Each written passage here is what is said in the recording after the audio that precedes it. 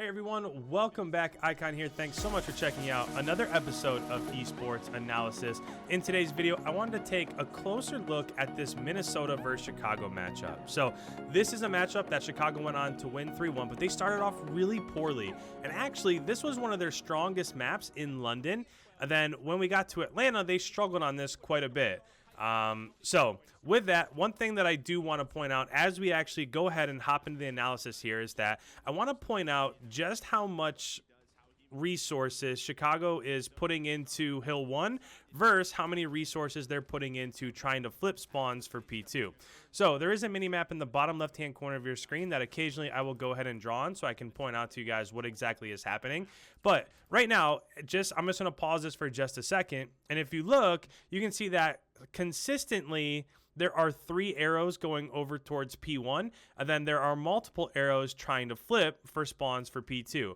And that's going to become rather important here in about 30 seconds or so, because as they're trying to rotate, again, I'm just keying in on that mini map in the bottom left hand corner, now they have 3 resources trying to flip spawns for P2.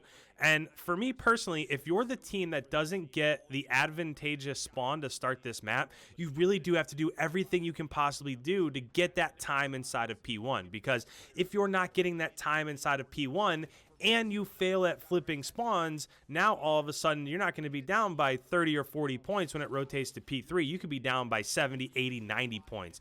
And that's what we're going to see here in this matchup. I personally feel like this is just a flaw in terms of strategy from Chicago here. So if I'm Chicago, I send at least 4 people, maybe even 5 people into P1, and I guarantee that I'm going to get those points. Because again, if I get the majority of those points and I leave P1, say, with 40 points, so I have a 40-0 lead, then if I don't have spawns for P2 and the enemy team gets 50 points in P2, now I'm only down by 10, right? So the fact that they weren't successful in flipping spawns for P1 as it was rotating to P2, now all of a sudden with 20 seconds left back here in P2, you can see that they've got 1 point. Chicago was able to secure 1 point so far.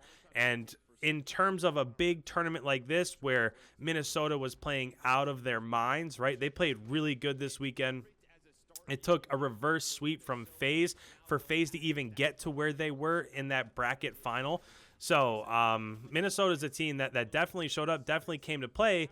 And when you're rotating through the first 2 hills on the first set of rotations, you cannot afford to be down 92-5 or whatever it was. So the next thing that I want to point out is that now we're going all the way across the other side of the map over to P3. And as we're going over to P3, of course, you do want to have the left side spawn. But what I want to point out real quick, and I'm going to stop this again, the thing I want to point out is that Minnesota's not pushing this. So what you'll see is as a lot of teams come from P2, they'll rush down mid tracks and they'll really try to play this long game, and they'll try to flank through here and they'll try to flip these spawns. And one thing you're going to notice is that Minnesota's not doing that. And the reason being, so you can see 1 person on outside lane over here. There were 2 people in the hill, and then there's 2 people back here just kind of watching mid map. Now, I would guess that these people are going to come mid, or they're just going to watch this flank, this leak out lane over here. But essentially, what Minnesota's trying to do right now is they don't want to flip spawns, because as you rotate, and I'll go ahead and I'll play this, and then so as this is playing, I'm still going to write on the screen. But as this is rotating, when it goes to P4, you want to have the right side of the map. When it goes to P5, you want to have the right side of the map. And as it goes to 1, and as it goes back to 2, you want to be on the right side of the map. So this is a fantastic job of Minnesota that they went in, they were able to contest, they were able to get about 25 points, right? They were able to add 25 points back on top of their score, but they didn't flip spawns, because now as it rotates to P4, you can see that they're in position. And the other thing that I like is that they're battling in mid-map. So this is something that I harp on all the time, is that teams back up so much trying to hold down spawns that they end up backing up too much. And I love the fact that a lot of the battles are happening right here.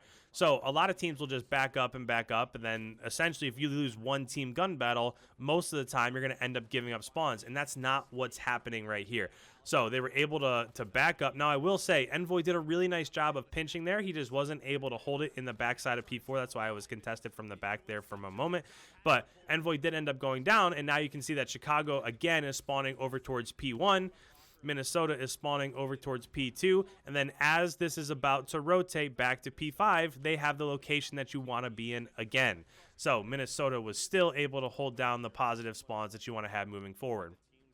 And as this is playing out, so with about 4 seconds to left, again, we're at a 130-point lead almost. I mean, this is almost as out of hand as you have seen a hardpoint match so far in the CDL. But let me just point out real quick why you don't want to have this middle spawn. So again, minimap bottom left-hand corner, you don't want to have this middle spawn because there's only 2 doors that you can go into the current hardpoint at, right? And the problem with both of those doors is you enter right here. So as you enter either of these doors, you have to decide whether you're going to look to your left or you're going to look to your right. And the best position here, the most advantageous position here, comes from the other team because you could easily just pinch that, right? So if you're Minnesota and you have control, which is exactly what they were just doing before they got gunned real quick, is that you could have somebody on the bottom side of this hard point, you could have somebody on the top side of this hard point, and as the enemy team filters through, you're just hitting them from both sides. So would they be able to take out one of you? Maybe, but they're probably not going to be able to take out both of you. So really nice job there of now I will say that was a nice job of Chicago of picking up some points there because they were pretty far behind, right? They had like a 130 point lead, we said, so they were able to erase a little bit off of that of P5, even though they didn't exactly have the spawns that you want to have. But again, I'm just watching that back battle, and finally they were able to flip. So Chicago was finally able to push out the back and flip. And again, the problem is that they're not really getting time inside the current hard point.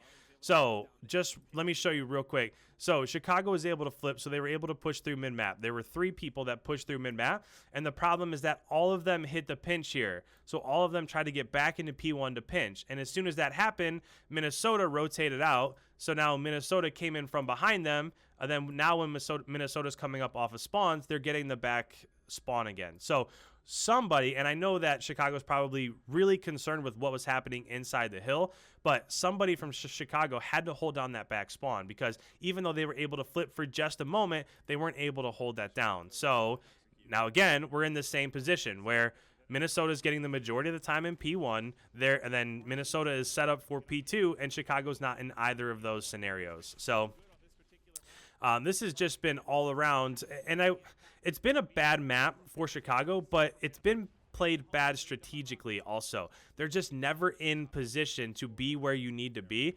Now, finally, they're able to get the last 13 seconds of P1, and they're pushed up a little bit, but still, they don't have spawns. So you can see when they're coming up off spawn, as I'm watching the minimap, again in the bottom left-hand corner, when they come up off of spawn, they're all the way on the left side of B-Dom. So they have to go so far trying to get over here and push out the spawns. Whereas when Minnesota's coming up off of spawn, they're spawning back P4 in this location. So their run is so much shorter. So if you're Chicago, all you had to do was just try. You had it broken for just a split second, and then all 3 people that broke went ahead and tried to pinch P1 rather than one person holding down spawns back by P2, by P4.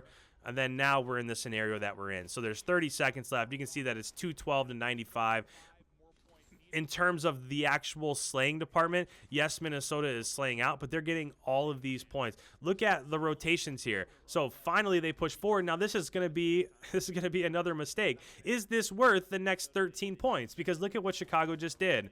So if we're watching this, look at where Chicago's at. They just pushed all resources forward for 13 points. If you give those 13 points to Minnesota, then they're at 235. And still, that's not enough to win, right? But now, look at all of these white arrows, these purple arrows leaking out for Minnesota. So now as it rotates back to P3, Minnesota knows that even though this isn't really the side that you want for the end game, it's the side that you want to have for right now. I just noticed that this person is upside down for some reason. Not sure why that's happening. But essentially, now as this rotates to P3, that was not worth the reward, right? That risk was not worth the reward. So yeah, they pushed everybody forward. They were able to get the last 13 seconds, but now as it rotates back, there's nobody even on the left side of the map for Chicago. So as this rotates back, this is going to be where the game ends. And again, Minnesota's doing a fantastic job of taking these gun battles min-map. There is somebody leaking around back. Alex just gunned Envoy right there, so that's going to cut down that push. But I love the fact that those 2 white arrows are battling right in the middle of the map. I love that all of these gun battles are happening right here, because what that's forcing is that's forcing Chicago to win another set of team gun battles and able to get back into the current hardpoint. And that is just too much, and that's why you ended up with the score total that you ended up with. So with this, I was super impressed with Minnesota. They came out of the gate strong. Now, they did end up losing 3-1. The next 3 maps went against them, but this was a really fantastic hard point. It was really well played, both in terms of the slaying department and strategically. So just in a moment here, they are going to bring up the stats, and I want to stop for just a second as those stats come up so you can see just in terms of what happened with the slaying department. But look at what you're seeing right here. Asim, 24 and 18, +6. Alex, +8, Assault +2, Silly +2, Got our Rex +3, and you look down below, negative, negative, negative. Formal had a good map and Gunless was even, but in terms of the slaying department, a lot of that comes from the fact that they just weren't able to be set up on that side of the map. So if you're new around here, thank you so much for tuning in. If you guys hadn't noticed, I went ahead and I added LEDs around there, so at night when I'm streaming, this will look really sweet. I also just was able to offer memberships. So there are 3 tiers of memberships. You guys can go ahead, if you hit the little join button, you can see through all 3 of those, but one of them, I'm going to give you guys access to my Discord so we can play together. You can be in my Discord, we can meet up and play certain games. I'm also going to give you guys the options. I've seen probably 5 or 6 different teams that have wanted to essentially, they've asked me to break down their gameplay. So there is a membership option where you guys can actually send me gameplay and I'll break it down personally just for you. So that's also an option too. So there are 3 levels. The cheapest one is at $2.99, gives you guys loyalty badges and emotes and all that stuff in comments and in live chats. So with that, guys, thank you so much for tuning in. I'm not going to mention that all the time, but this is the first day that it's been active, so I did want to point it out there. But thank you guys so much for tuning in. If you're new around here, make sure you hit that subscribe button. If you have any comments whatsoever, leave them down below. I love the interaction. I try to respond back to every single comment that I get. Don't forget to leave a like before you head on your way. And with that, I will catch you guys in the next episode.